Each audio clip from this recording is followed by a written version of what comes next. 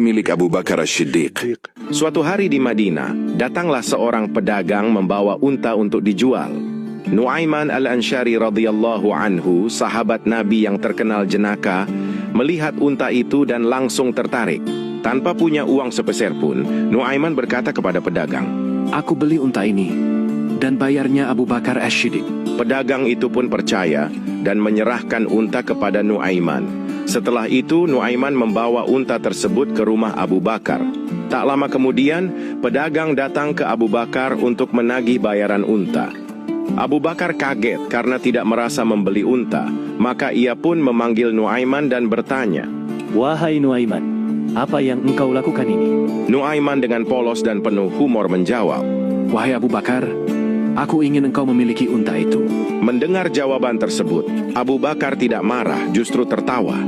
Karena pedagang sudah terlanjur menyerahkan unta, akhirnya Abu Bakar membayar harga unta itu. Nuaiman di pasar. Nuaiman bin Amr al-Ansyari dikenal sebagai sahabat yang penuh humor. Salah satu kisahnya terjadi di pasar Madinah. Suatu hari, Nuaiman berjalan di pasar dan melihat seorang pedagang membawa dagangan. Dengan wajah serius, ia berkata kepada orang-orang, "Siapa mau beli barang bagus, tapi kalau dia bilang ini bukan untuk dijual, jangan percaya." Orang-orang pun tertarik. Ternyata yang ia maksud adalah sahabatnya sendiri atau bahkan barang milik orang lain.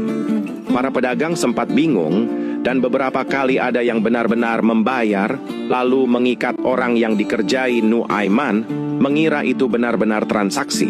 Ketika sahabat atau pedagang sadar bahwa itu ulah Nuaiman, mereka hanya bisa tertawa terbahak-bahak.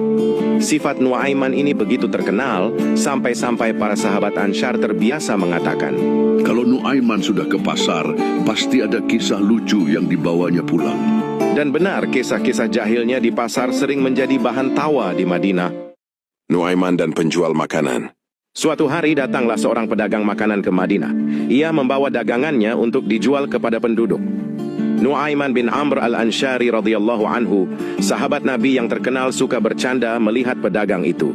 Dengan wajah serius, Nuaiman berkata, "Berikan makanan itu kepadaku, nanti akan kubayar." Pedagang pun menyerahkan makanan itu, karena mengira Nuaiman benar-benar akan membayarnya.